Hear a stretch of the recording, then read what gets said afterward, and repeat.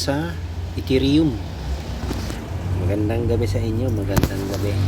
So as you can see, look muna tayo sa higher time frame.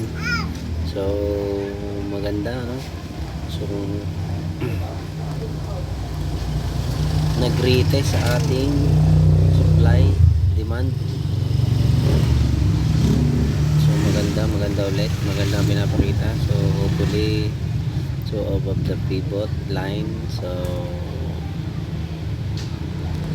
maganda pa rin to, sign up na pa rin to. So as you can see, yung binaybay yung ating projection. Ayan, this is yung blue. So hopefully mag-touch siya dito this week, maybe ano bang date ngayon? Maybe next week na pala, this week Sunday na pala.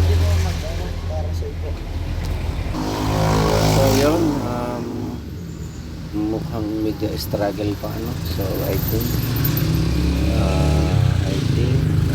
mayroon pa siyang babalikan above, below this, maybe. So hopefully, kung hindi man, so trend line din natin to. So hopefully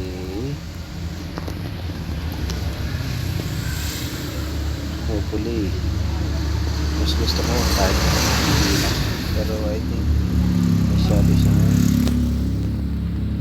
mahina ang volume. So mukhang need pa ng gas dito sa kanan to make it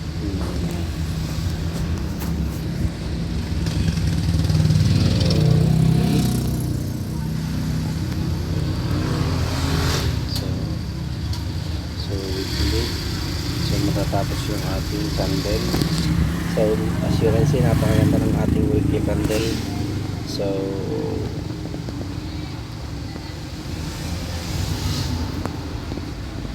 engulfing candle. So hopefully masagin niya kahit hanggang dito, para next week andito na tayo sa line, sa blue line. Next week mukhang maganda ang ipapakita ng ating Ethereum. So abang lang tayo, guys. Check na rin natin ang ating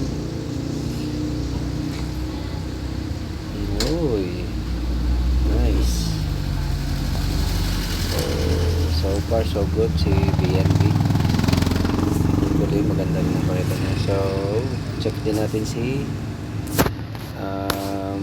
Bitcoin.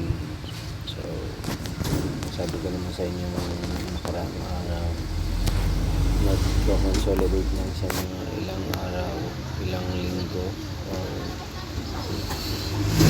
So kita nyo naman sa ating lower time frame, 4 hours. So na-retest ulit ang ating demand, SNR. So so above the pivot, weekly pivot, reject sa R1. So possible lilipat ng ating pivot dito bukas. So maganda, retest ulit niya yung R1 dito sa part na to. Hopefully ikot natin dito sa above dito, maganda. So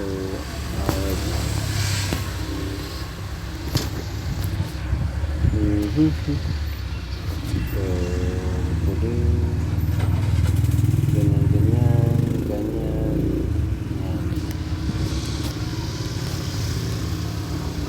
Retest ng pivot and then break sa ating resistance. Possible tayo din. Kung hindi mo niya ma-break yan, magkakaroon ulit ng medyo malalim. So probably dito. Wait lang, i-check natin sa much lower time frame. So as you can see, ano ba ito?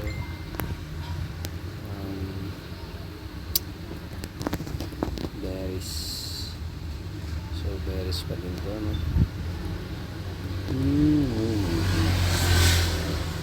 Nice. Puntahan pa ba niya itong overflow po? Ay, walang nakakapagsabi.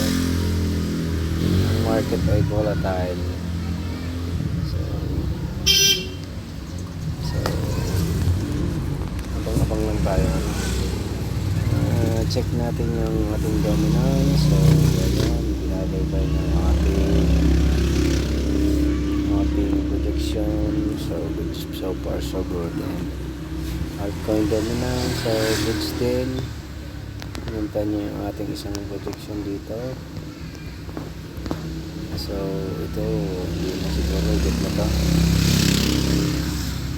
Okay, so far so good. So good sa ating mga altcoin. So next week tatap na to dito. So probably medyo malakas ang pressure pagdating sa part na to. So probably umabot pa dito sa ating supply side. So yun lang. Maraming salamat, and follow and subscribe pala, sorry. Sa mga newbie, pwede nyo akong subscribe, pwede rin kayo magtanong.